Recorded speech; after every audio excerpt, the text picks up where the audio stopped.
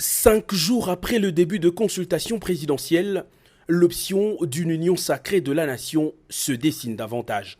De plus en plus, des personnalités de différents bords se rallient à l'idée du président de la République de commuer les efforts pour sauver le pays d'une crise politique.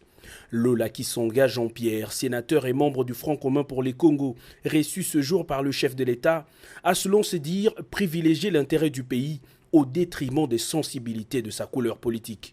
Je l'ai affirmé dans mon acte d'engagement de demeurer dans cette vision du chef de l'État, de construire une union sacrée qui élargit la base des réflexions et la base des énergies à développer pour mettre en place de nouvelles politiques publiques qui vont gouverner demain cette nation.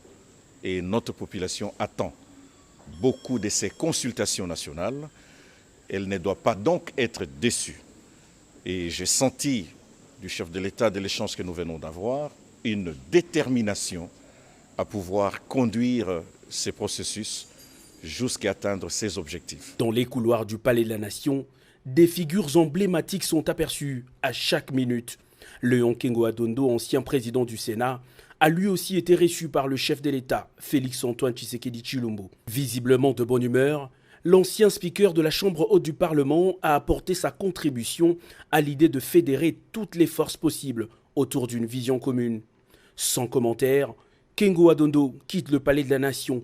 Pendant ce temps, un échantillon représentatif des anciens premiers ministres du pays avait déjà pris place dans la salle. Sami Badibanga, Singa Oudjou et Mabi Moulumba, qui apportaient leur voix, se veulent conciliants. Parce que vous parlez de crise politique, nous avons aussi une crise économique. Vous ne sentez pas la crise, les effets de la crise que subit la population.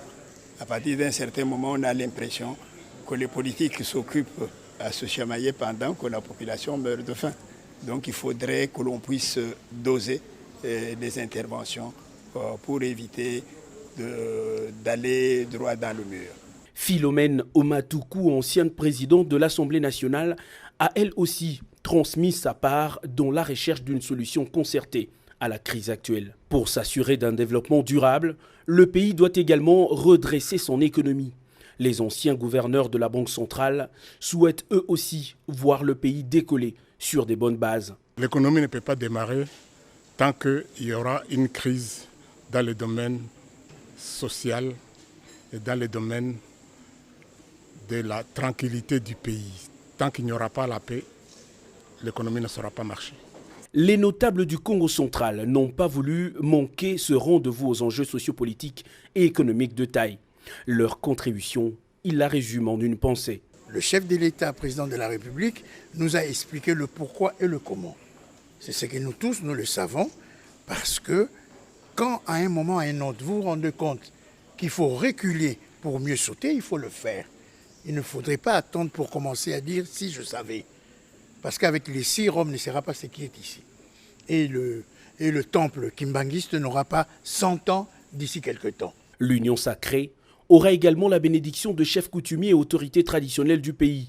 Ce chef de terre, venu en grand nombre, ont rassuré le chef de l'État du soutien des ancêtres dans toutes ses décisions, allant dans le sens du bien-être de la population.